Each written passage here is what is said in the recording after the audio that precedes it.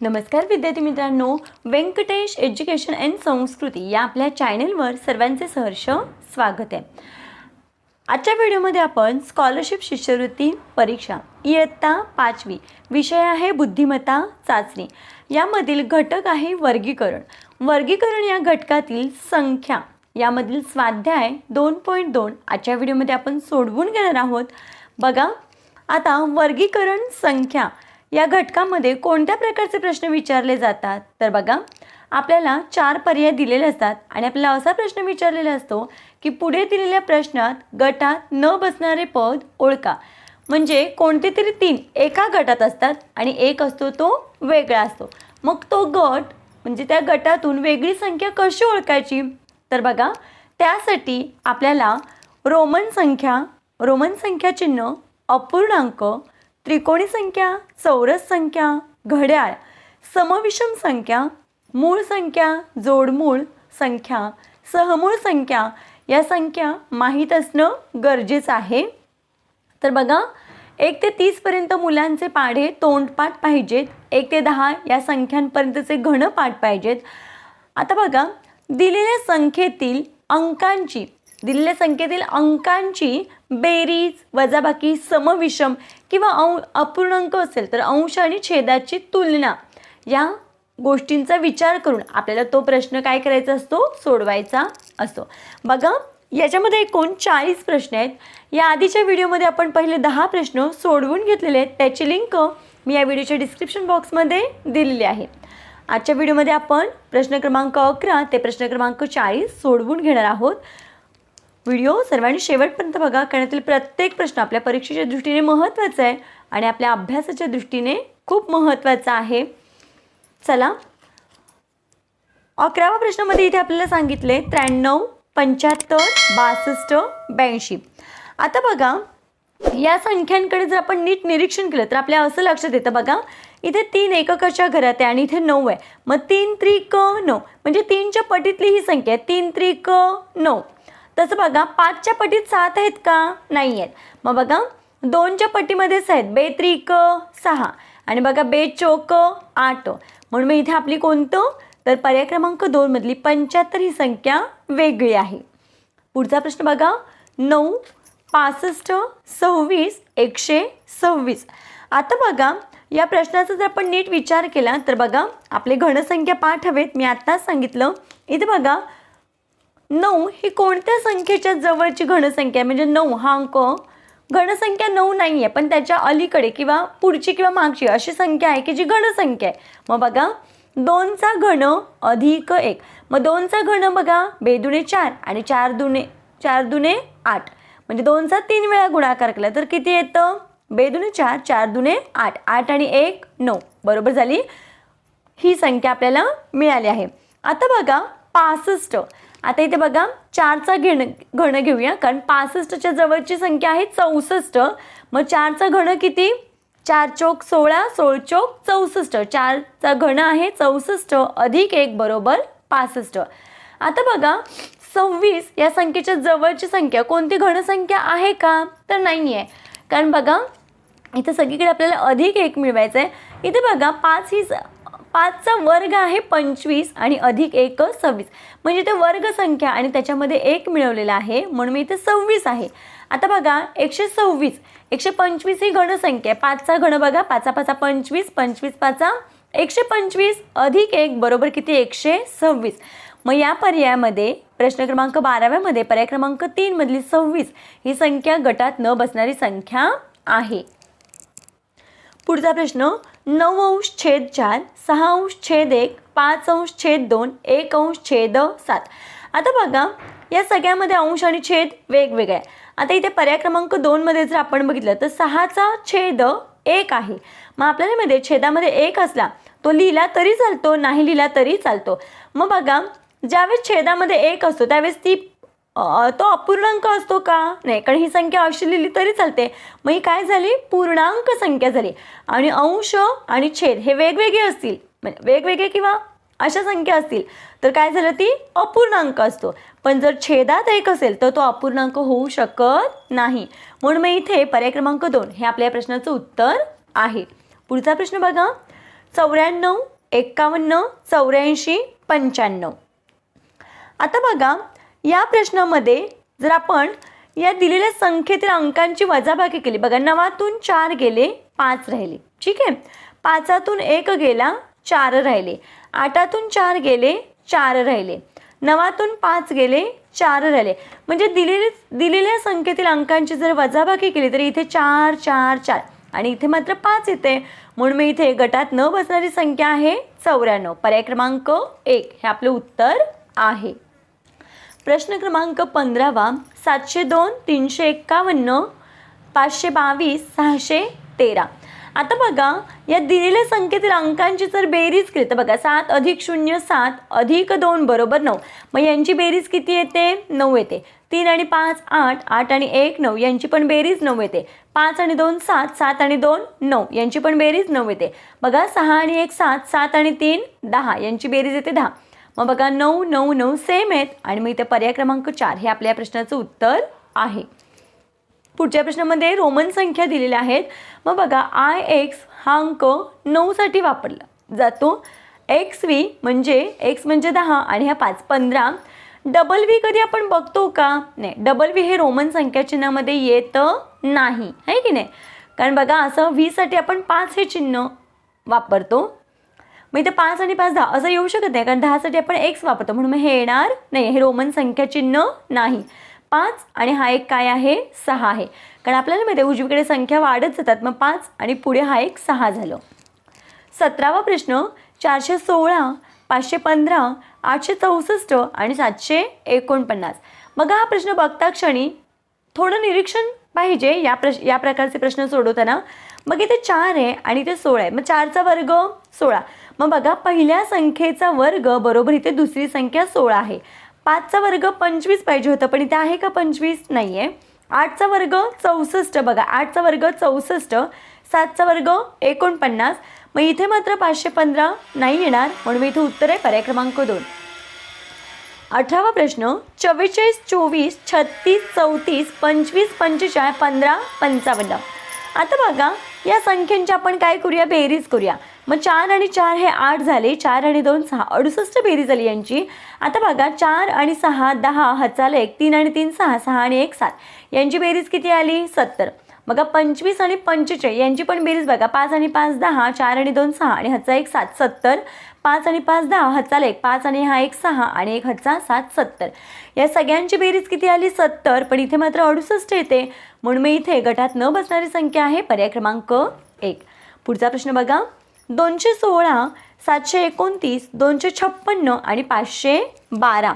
आता बघा या प्रश्नामध्ये आपल्याला लगेच आपले जर घनसंख्या पाठ असतील तर लगेच त्या विद्यार्थ्याला हे उत्तर येणार आहे. बघा इथे काही कॅल्क्युलेशन करायचं आहे का? काहीच करायचं नाही आहे. फक्त घनसंख्या वर्गसंख्या जे मी आधी सांगितलं व्हिडिओ सुरू होण्याच्या अगोदर, ते जर आपलं पाठ असेल तर आपल्याला या प्रकारचे प्रश्न सहज सुटणार आहेत आणि कमी वेळेमध्ये. आता बघा 216 हा 6चा घन आहे. बघा 6चा घन 216. आता बघा 729, 729 हा 9चा घन आहे. 9 9 81 आणि 81 9 729. आता बघा 256. तर बघा 256 हा वर्गसंख्या आहे. 256 हा 16चा वर्ग आहे. आणि बघा 512 हा 8चा घन आहे. मग बघा ही पण घनसंख्या, ही पण घनसंख्या आणि ही पण घनसंख्या आणि 256 ही मात्र वर्गसंख्या आहे, म्हणून मी इथे उत्तर आहे 256 पर्याय क्रमांक 3. पुढचा प्रश्न बघा 31°/39, 24°/32, 52°/61, 89°/97. आता या संख्येचं जर आपण निरीक्षण केलं अंश आणि छेदांच्या, आपण काय करूया? छेदातून अंश वजा करूया. मग बघा 39 वजा 31 केलं तर वजाबाकी किती येते? 9तून 1 गेला 8 राहिला, 3तून 3 0, म्हणजे या दोघांची वजाबाकी किती आली? 8 आली. ठीक आहे. आता त्याच पद्धतीने बघा यांची जर आपण वजाबाकी केली 24 पासून आपण 32 पर्यंत जर काउंट केलं तर 8 येते आणि 52 पासून जर आपण 61 पर्यंत काउंट केलं तर इथे मात्र 9 येतोय. फरक किती येतोय? 9 येतोय. आणि यांची जर वजाबाकी केली तर इथे किती येतोय? 8 हा फरक येतोय. मग बघा 8 फरक 8 फरक 8 फरक म्हणजे या सगळ्यांची वजाबाकी 8 येते, पण इथे मात्र 9 येते, म्हणून मी इथे वेगळं आहे पर्याय क्रमांक 3. म्हणून आपल्या इथे या प्रश्नाचं उत्तर आहे पर्याय क्रमांक 3. पुढचा प्रश्न बघा. 7 वाजून 10 मिनिटे, 11 वाजून 5 मिनिटे, 2 वाजून 15 मिनिटे. आता इथे 16, 20 आहे. बघा बघता क्षणी आपल्या सगळ्यांच्या लक्षात येते की हे 24 तासाचं घड्याळ आहे, म्हणजे हे मध्यान्होत्तरची वेळ आहे, म्हणून हे वेगळं आहे. आणि हे काय आहे, मध्यान्ह पूर्व. 24 तासाच्या घड्याळाची जरी वेळ दिली असेल तरी मग हे काय आहे, वेगळं आहे. पुढचा प्रश्न बघा. 6.3, 2.7, 3.5 आणि 8.1. आता बघा या प्रश्नामध्ये आपण यांची बेरीज करूया. 6 अधिक 3, बघा इथे बेरीज 6 अधिक 3 बरोबर किती 9, 2 अधिक 7 बरोबर किती 9, 3 अधिक 5 बरोबर किती 8 आणि 8 अधिक 1 बरोबर किती 9. बेरीज 9 9 9 यांची मात्र 8 आले, म्हणून मी इथे वेगळं आहे, वेगळा गट आहे पर्याय क्रमांक 3. पुढचा प्रश्न बघा. 2, 3, 59, 61, 17, 19, 5, 7. बघा मूळ संख्या ज्याच्या 5 आहेत त्याला चटकन लक्षात आलं असेल की याचं उत्तर आहे काय आहे. तर बघा या प्रश्नाचं उत्तर आहे 2, 3. बघा सगळ्याच मूळ संख्या आहेत, सगळ्याच पर्यायातील म्हणजे 4ही पर्यायातील सगळ्या दिलेल्या संख्या मूळ संख्या आहेत, पण 2 आणि 3 ही मूळ संख्या आहे फक्त. पण 59 आणि 61 या जोडमूळ संख्या आहेत. आता आपल्याला माहिती आहे जोडमूळ संख्या म्हणजे काय, की ज्या 2 मूळ संख्या म्हणजे ज्या 2 सलग मूळ संख्यांमध्ये जर त्यांच्यातील फरक जर 2 येत असेल तर त्याला आपण काय म्हणतो, जोडमूळ संख्या. मग बघा 59, 60, 61 यांची वजाबाकी केली तर 2चा फरक आहे, म्हणून मी या सगळ्या काय आहेत, जोडमूळ संख्या आहेत, म्हणून मी इथे उत्तर आहे पर्याय क्रमांक 1. 24वा प्रश्न बघूया. 512, 908, 324 आणि 618. आता इथे आपल्याला 4ची कसोटी वापरायची आहे. 4ची कसोटी काय आहे, तर बघा 4ची कसोटी आपल्याला असं सांगते की जर एकक आणि दशक स्थानच्या अंकांना म्हणजे या दोन्ही अंकांना जर 4ने भाग गेला तर दिलेल्या संख्येतील पूर्ण अंकाला म्हणजे दिलेल्या संख्येला पूर्ण संख्येला 4ने भाग जाणार आहे. ही 4ची कसोटी आहे. बघा आपल्या कसोट्या सुद्धा पाठ असणं गरजेचं आहे. मग बघा 4 त्रिक 12 म्हणजे 12ला 4ने भाग गेला, मग 512ला सुद्धा 4ने भाग जाणार आहे. आता इथे बघा 08 आहे, 8ला पण 4ने भाग जातो म्हणजे 908ला सुद्धा 4ने भाग जाणार आहे. आता बघा 4 सक 24, 24ला 4ने भाग जातो म्हणजे 324ला सुद्धा 4ने भाग जाणार आहे. आता 18, 18ला मात्र 4ने भाग जात नाही, म्हणून 618 या संख्येला 4ने भाग जाणार नाही. म्हणून मग इथे आपल्या या प्रश्नाचं उत्तर आहे पर्याय क्रमांक 4, 618. पुढचा प्रश्न बघूया. प्रश्न क्रमांक 25वा प्रश्न बघा. बघा आपल्याला 4 अंकी संख्या दिलेल्या आहेत. बघा ज्यावेळेस जेवढी संख्या मोठी तेवढं खूप उत्तर सोपं असतं, फक्त आपलं काय पाहिजे, थोडंसं आपल्याला ट्रिक्स वापरायचे आहेत. मग बघा आता इथे 3 आणि 9 आहेत, मग 3 9 27. बघा 3 गुणिले म्हणजे एकक आणि हजाराचं जे घर आहे त्या दोघांचा जर गुणाकार केला तर येणारी उत्तर म्हणजे मधली संख्या. मग बघा 4 8 इथे 32 पाहिजे होतं पण इथे 30 दिले म्हणून हे येणार नाही. बघा 8 चौक 32, 6 7 42, मग इथेच चुकले म्हणून मी इथे उत्तर चुकीचं काय आहे म्हणजे वेगळा गटात न बसणारं पद आहे पर्याय क्रमांक 2, 4308. बघा तुम्हाला जर प्रश्न समजत असतील तर नक्कीच कमेंटमध्ये हो समजते अशी कमेंट करा. पुढचा प्रश्न बघा. प्रश्न क्रमांक 26, 91, 57, 67 आणि 21. आता बघा या संख्यांकडे जर आपण बघितलं तर बघा 67 ही संख्या काय आहे, मूळ संख्या आहे. 67 ही संख्या आहे मूळ संख्या आणि बाकी सगळ्या संख्या कशा आहेत, संयुक्त संख्या आहेत, म्हणून मी इथे गटात न बसणारं पद आहे पर्याय क्रमांक 3, 67. पुढचा प्रश्न बघा. 35, 711, 57 आणि 179. आता बघा या प्रश्नामध्ये या संख्या दिल्यात, 3 नंतर 5 दिले. मग 3च्या नंतर लगतची मूळ संख्या कोणती आहे, 5च आहे, म्हणजे ही पण मूळ संख्या आहे आणि ही पण मूळ संख्या आहे, म्हणजे लागोपाठ येणाऱ्या मूळ संख्या एकाच संख्येत दिल्यात. 7च्या नंतरची मूळ संख्या कोणती आहे, 11 आहे, लगेचच आहे. 5च्या नंतरची मूळ संख्या कोणती आहे? 7च आहे. मग बघा, म्हणून मी इथे उत्तर आहे पर्याय क्रमांक 4. पुढचा प्रश्न बघूया आपण. 28वा प्रश्न आहे 25°/5.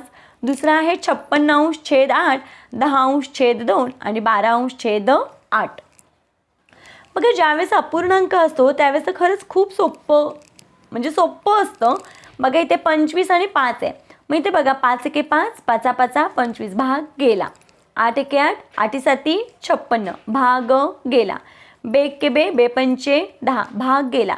8 ने 12ला भाग जातो का? नाही, भाग जाईल पण पॉईंटमध्ये उत्तर येईल, है की नाही. आपल्याला ते नको आहे, आपल्याला पूर्ण भाग जाणाऱ्या संख्या इथे दिल्यात, तर मग इथे म्हणून मी इथे वेगळं काय आहे? पर्याय क्रमांक 4. 29वा प्रश्न बघा.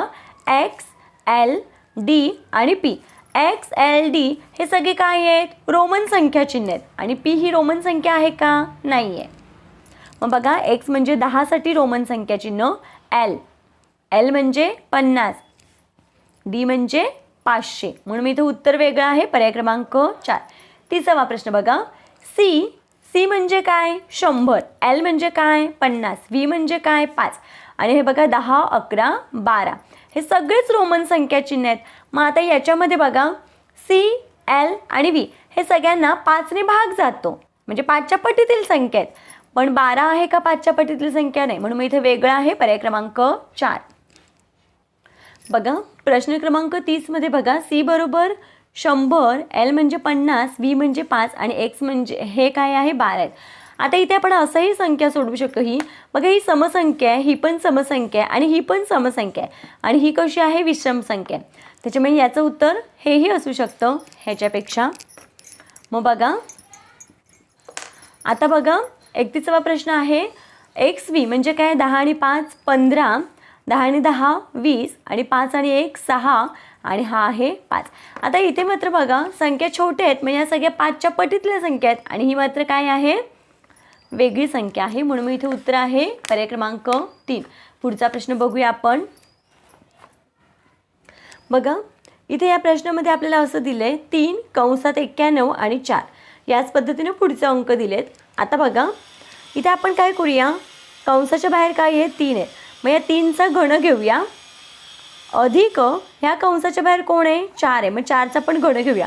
3चा घन 3 त्रिक 9, 9 त्रिक 27 अधिक 4चा घन 4 चौक 16, 16 चौक 64. आता यांची बेरीज करूया, बघूया बरं येते का. तर बघा, 7 आणि 4 11, हातचा आला 1, 6 7 8 आणि हातचा 1 9, बरोबर 91 आलेला आहे. म्हणजे याच पद्धतीने आपल्याला पुढचे पण प्रश्न सोडवायचे आहेत.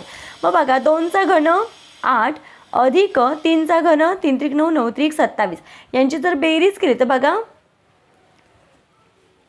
35 बेरीज येते. पण इथे मात्र किती दिलेले आहे? 36 दिले, म्हणून मी हे येणार नाही. 5चा घन 125 अधिक 2चा घन 8. मग बघा, 8 5 13, हातचा आला 1 3 आणि हे 133. इथे 133च आहे. 4चा घन 4 चौक 16, 16 चौक 64 अधिक 5चा घन 125. यांची बेरीज बघा, 4 आणि 5 9, 6 आणि 2 7 8 आणि हा 1 189. हे पण बरोबर आहे. मग इथे हीच संख्या इथे वेगळी आली, म्हणून मी इथे उत्तर आहे पर्याय क्रमांक 2. बघा, ह्याच्यामध्ये बघा रोमन संख्या चिन्ह आणि त्याच्यासाठी काय दिलेलं आहे? अंक दिला आहे. मग IX हे 9साठी बरोबर आहे, IV हे 4साठी हे पण बरोबर आहे आणि XV म्हणजे 10 आणि 5 15 हे पण बरोबर आहे. पण हे मात्र इथे चुकीचं आहे, कारण Xच्या अगोदर फक्त एकच असतो, म्हणजे तो 9साठी वापरतात. पण Xच्या चिन्हाच्या अगोदर 2I हे नसतात, म्हणून हे चुकीचं आहे. कारण 8साठी आपण बघा 5 6 7 8 असं वापरतो. पुढचा प्रश्न बघूया. 64 21 या पद्धतीने आपल्याला अंक दिलेत. बघा, या संख्यांमध्ये सगळ्या संख्या उतरत्या क्रमाने मांडलेल्या दिसतात. 4 6च्या अगोदर 4 म्हणजे 6पेक्षा 4 लहान, 4पेक्षा 2 लहान, 2पेक्षा 1 लहान. इथे पण बघा 9 5 3 2 उतरता क्रम, 7 5 3 1 उतरता क्रम. इथे मात्र बघा 4च्या नंतर 5 मोठी संख्या आहे आणि 5च्या नंतर 7 मोठी आहे, 7च्या नंतर 9 मोठे आहेत. इथे चढता क्रम आहे, म्हणून ही संख्या वेगळी. पुढचा प्रश्न बघा. 327 416 11 आणि 28. आता इथे पण घनसंख्या बघा, 3चा घन 27, 3चा घन 27, 4चा वर्ग आहे 16. आता बघा, इथे वर्ग संख्या दिली आणि इथे मात्र काय दिले? घनसंख्या दिली. आता इथे बघा 1चा घन 1च, आपल्याला माहिती आहे 1चा घन 1च असतो आणि 2चा घन 8 आहे, म्हणून मी इथे 416 हा वेगळं पद आहे. 36वा प्रश्न बघूया. 319, 232, 251 आणि 174. आता बघा या संख्यांकडे जर आपण व्यवस्थित बघितलं, आपले पाढे पाठ असतील सगळ्यांचे. बघा 329 ह्या सगळ्या 319 या सगळ्या संख्या 29ने विभाज्य आहेत, म्हणजे 29च्या पाढ्यातल्या संख्या आहेत. मग बघा 29 गुणिले 11 बरोबर 319 आणि बघा 29 8 232 आणि बघा 29 सक 174. 251 या संख्येला मात्र 29ने भाग जात नाही, म्हणून मी इथे उत्तर आहे पर्याय क्रमांक 3. पुढचा प्रश्न बघा. 7.3, 5.2, 2.8 आणि 5.7. इथे पण बघा 7 आणि 3 मूळ संख्या, या पण दोन्ही मूळ संख्या. इथे 2 आणि 8 या मात्र नाही. बघा 2 मूळ संख्या, पण 8 ही मूळ संख्या का संयुक्त संख्या आहे. इथे बघा दोन्ही संख्या मूळ संख्या, म्हणून मी इथे उत्तर आहे पर्याय क्रमांक 3. 38वा प्रश्न बघा. 55, 36, 15 आणि 20. आता या प्रश्नामध्ये बघा आपल्या सगळ्यांच्या त्रिकोणी संख्या पाठ असतीलच. 55, 36 आणि 15 या त्रिकोणी संख्या आहेत. मग त्रिकोणी संख्या म्हणजे काय? सलग संख्यांची बेरीज, त्याला आपण काय म्हणतो? त्रिकोणी संख्या असे म्हणतो. मग बघा इथे 20 हे काय आहे? त्रिकोणी संख्या नाही, म्हणून मी इथे आपलं उत्तर आहे पर्याय क्रमांक 4. त्रिकोणी संख्या पाठ करूनच ठेवायचे. त्रिकोणी संख्या, चौरस संख्या. आता बघा प्रश्न क्रमांक 39वा हा पण खूप सोपा प्रश्न आहे. अंश आणि छेद आहे. आता बघा इथे 6चा घन 216, 6चा घन म्हणजे 6 6 36, 36 सक 216. 3चा घन 3 त्रिक 9, 9 त्रिक 27 घनसंख्या आहेत. 11चा मात्र इथे वर्ग दिला, 11चा वर्ग 121 आणि बघा 9चा घन 9 9 81, 81 9 729. मग ही वर्ग संख्या आहे, म्हणून मी इथे पर्याय क्रमांक 3 हे वेगळं आहे. पुढचा प्रश्न बघा. 3196, 8234, 1219, 6277.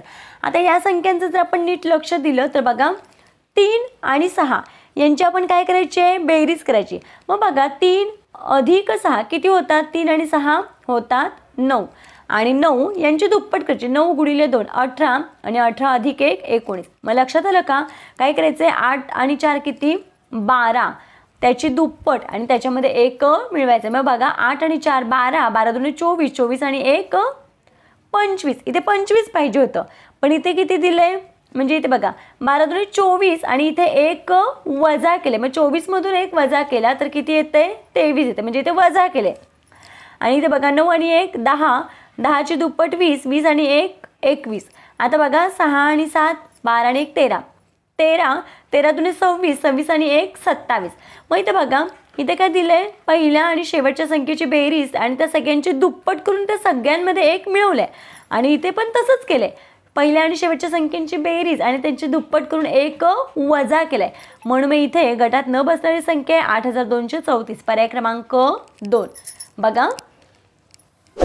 बघा या पद्धतीने आपण आजच्या व्हिडिओमध्ये स्वाध्याय 2.2 संपूर्ण स्पष्टीकरणाचे सोडवून घेतलेला आहे. आशा करते आपल्या सर्वांना हा व्हिडिओ आवडला असेल.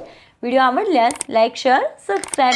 आजचा व्हिडिओ कसा वाटला ते कमेंटमध्ये नक्की सांगा. भेटूया पुढच्या व्हिडिओमध्ये. तोपर्यंत नमस्कार. थँक्यू.